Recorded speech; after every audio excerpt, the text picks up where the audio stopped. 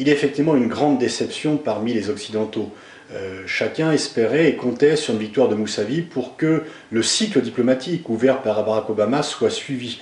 Et on espérait tous une sorte de cercle vertueux dans lequel des positions plus ouvertes et modérées de la part des États-Unis susciteraient également une sorte de renforcement du camp des modérés et également l'ouverture de négociations du côté iranien.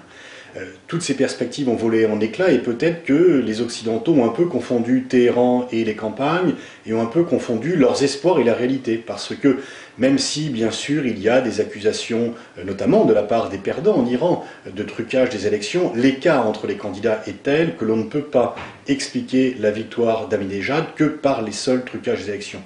Il y en a peut-être eu, elles ne font pas la différence, et donc c'est une réalité désagréable, mais à laquelle on doit se confronter. Ahmadinejad, et le vainqueur, a eu le soutien de la majorité des Iraniens, et c'est lui qui a été réélu président de l'Iran. Alors, l'élection d'Ahmadinejad, pour n'être pas une bonne nouvelle, ne signifie pas pour autant que toute perspective de négociation, d'ouverture va échouer.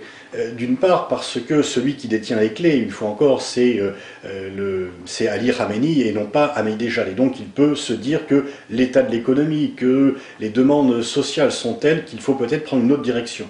Et donc on n'a pas tellement de certitude, là pour l'instant on ne peut que se perdre en conjecture, mais effectivement il y a encore une possibilité que le pouvoir iranien dans sa totalité se dise que c'est peut-être le bon moment, justement après l'élection et le renforcement apparent du clan des durs, que c'est le bon moment pour ouvrir une négociation et en tirer avantage, parce qu'il y aura peut-être encore plus d'espace pour cela.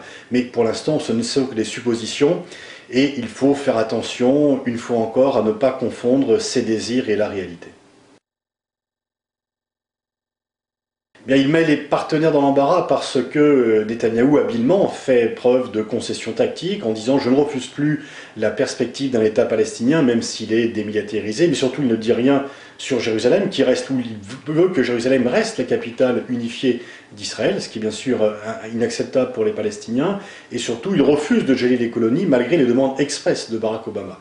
Mais d'un certain côté, bien sûr, l'élection d'Ahmadinejad sert les intérêts de Netanyahou. Si Mousavi avait été élu, Netanyahou aurait été peut-être le seul représentant radical dans la région. Là, finalement, l'élection d'Ahmadinejad, comme elle est porteuse d'inquiétude, peut, pour une partie de l'opinion, justifier le discours dur de Netanyahou.